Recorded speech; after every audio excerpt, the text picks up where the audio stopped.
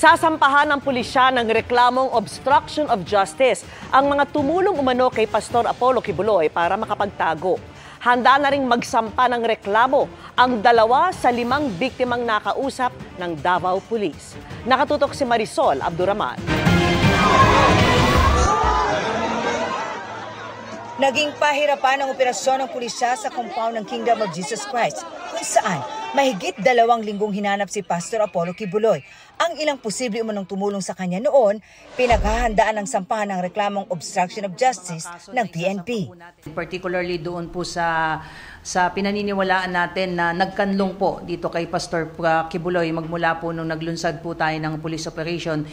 May mga pangalan na raw ang Special Investigation Team na binuo ng PNP ng mga sasampahan. Pero hindi na muna nagbigay ng karagdagang detalye ang tagapagsalita ng PNP.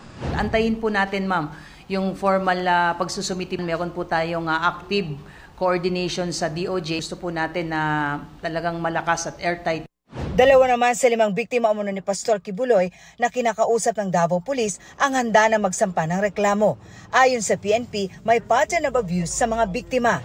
Halos pareho ang kwento in terms ng paano sila pinangakuan na supposedly ay papag-aralin, sila ay aalagaan, and yet, yun nga, as early as 12, 13 years old ay inumpisahan na yung paggamit sa kanila. At marami pa umunong batang biktima sa loob ng KOJC compound, kaya pinag-iisipan ng PNP ang pagkasa ng rescue operation.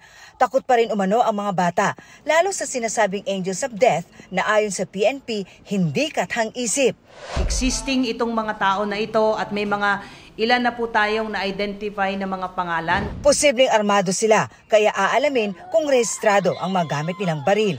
We will be requesting the Firearms Explosive Office for the revocation po ng kanilang LTAP at firearms registration po. Samantala, natapos na ang ginawang medical assessment ng PNP kay Kibuloy na iniutos ng korte.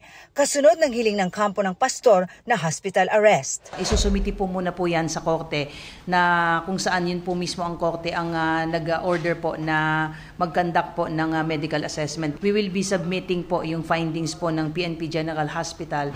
Gate ng PNP, walang VIP treatment sa pastor. Nangling lang ay mga pagkaing hindi mamantika dahil umiinom ng mga maintenance na gamot. Samantala, sinabi naman ng Department of Justice sa pagdinig ng budget nito sa Kamara na kalahati sa mga testigo laban kay Kibuloy ay nasa ilalim na ng Witness Protection Program. Susunod din daw ang DOJ sa kahilingan ng US para sa extradition ni Kibuloy kapag natanggap nila ito.